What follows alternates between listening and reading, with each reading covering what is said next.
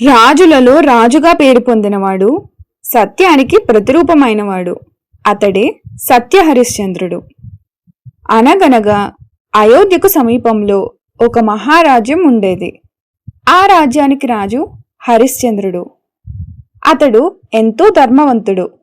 ప్రజలను కూడా తన పిల్లల్లాగా చూసుకునేవాడు. అతని రాజ్యంలో ఎవరూ ఆకలితో ఉండరు, అన్యాయం జరగదు, అబద్ధం వినిపించదు. ఎందుకంటే ఆ రాజు జీవితంలో ఎప్పుడు అబద్ధం చెప్పలేదు. అతని భార్య పేరు చంద్రమతి. వారికి లోహితాశ్వుడు అనే చిన్న కుమారుడు. ఆ కుటుంబం ఎంతో ఆనందంగా జీవిస్తోంది. ఒకరోజు దేవలోకంలో మహర్షి విశ్వామిత్రుడు వశిష్ఠ మహర్షితో మాట్లాడుతున్నారు. అప్పుడు వశిష్ఠుడు అన్నారు, ఈ భూమిపై సత్యానికి నిలువెత్తు రూపం హరిశ్చంద్రుడు అని. అది విన్న విశ్వామిత్రుడు చిరునవ్వు నవ్వాడు. ఎంత పెద్దవాడైనా పరిస్థితులు మారితే మనిషి మారిపోతాడు. నేను అతన్ని పరీక్షిస్తాను అన్నాడు. ఆ రాత్రి హరిశ్చంద్రుడు నిద్రపోతున్న సమయంలో విశ్వామిత్రుడు అతని కలలో ప్రత్యక్షమయ్యాడు. రాజా, నీవు నాకు యజ్ఞానికి దానం ఇస్తానని మాటిచ్చావు అన్నాడు. హరిశ్చంద్రుడు వెంటనే చేతులు జోడించి, మహర్షి, నేను మాట తప్పను, మీకు కావాల్సింది ఏదైనా ఇస్తాను అన్నాడు. మరుసటి రోజు విశ్వామిత్రుడు నిజంగానే సభలోకి వచ్చాడు. రాజా, నీవు ఇచ్చిన మాట గుర్తుందా అన్నాడు. గుర్తుంది మహర్షి అన్నాడు హరిశ్చంద్రుడు. అప్పుడు విశ్వామిత్రుడు, అయితే నీ మొత్తం రాజ్యాన్ని నాకు దానం చెయ్యి అన్నాడు. సభ అంతా ఒక్కసారిగా నిశ్శబ్దమైంది. కాని హరిశ్చంద్రుడు ఒక్క క్షణం కూడా ఆలోచించలేదు. తన కిరీటం తీసి సింహాసనం వదిలి రాజ్యమంతా మహర్షికి ఇచ్చేశాడు. అయినా విశ్వామిత్రుడు ఆగలేదు.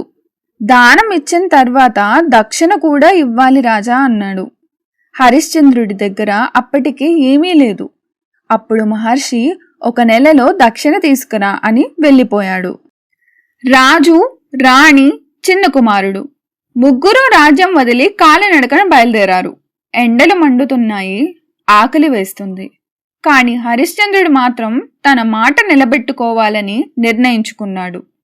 చివరికి వారు కాశీ నగరానికి చేరుకున్నారు. అక్కడ డబ్బు దొరకలేదు.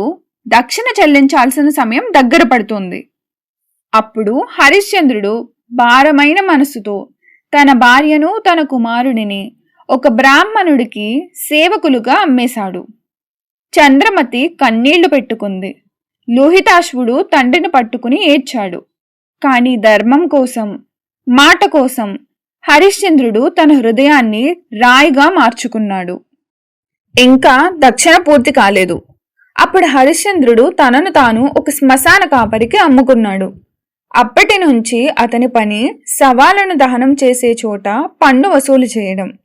ఒకప్పుడు రాజాగా సింహాసనంపై కూర్చున్నవాడు ఇప్పుడు చితిమంటల మధ్య జీవిస్తున్నాడు. రోజులు గడిచిపోయాయి. ఒకరోజు రాత్రి భారీ వర్షం పడుతుంది. అప్పుడొక స్త్రీ తన చేతుల్లో చనిపోయిన బాలుణ్ణి తీసుకుని శ్మశానానికి వచ్చింది. ఆమె చంద్రమతి. చనిపోయింది ఆమె కుమారుడు లోహితాశ్వుడు. పాము కాటుతో ప్రాణాలు పోయాయి. తన కుమారుడిని చూసి తల్లి గుండెలు పగిలిపోతున్నాయి. హరిశ్చంద్రుడు వారిని గుర్తుపట్టాడు. కాని తన ధర్మాన్ని వదల్లేదు. శ్మశాన పన్ను చెల్లించాలి అన్నాడు. చంద్రమతి కన్నీళ్లు పెట్టుకుని, నా దగ్గర ఏమీ లేవు స్వామి అంది. అప్పుడు హరిశ్చంద్రుడు, అయితే నీ మెడలో ఉన్న మంగళసూత్రం ఇవ్వు అన్నాడు. ఆ మాట విన్న చంద్రమతి ఒక్కసారిగా వణికిపోయింది. ఎంత బాధలో కూడా తన భర్త ధర్మం వదల్లేదని ఆమెకు అర్థమైంది. అప్పుడే ఆకాశంలో మెరుపులు మెరిశాయి. దేవతలు ప్రత్యక్షమయ్యారు. విశ్వామిత్రుడు ముందుకు వచ్చి చిరునవ్వు నవ్వాడు. రాజా, నీవు పరీక్షలో గెలిచావు. సత్యాన్ని ఎప్పుడూ వదల్లేదు అన్నాడు. అప్పుడు దేవేంద్రుడు లోహితాశ్వుడికి మళ్లీ ప్రాణం పోశాడు.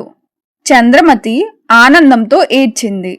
దేవతలంతా కలిసి అన్నారు, ఈ భూమి ఉన్నంత వరకు సత్యహరిశ్చంద్రుడి పేరు చిరస్థాయిగా ఉంటుంది అని. హరిశ్చంద్రుడికి తిరిగి రాజ్యం ఇచ్చారు. అతడు మళ్లీ ప్రజలను ధర్మంతో పాలించాడు. ఈ కథ మనకు చెప్పేది ఒక్కటే, ఎన్ని కష్టాలు వచ్చినా సత్యాన్ని వదలకూడదు. ఎందుకంటే సత్యం ఆలస్యంగా గెలిచినా చివరికి గెలుపు మాత్రం సత్యానిదే.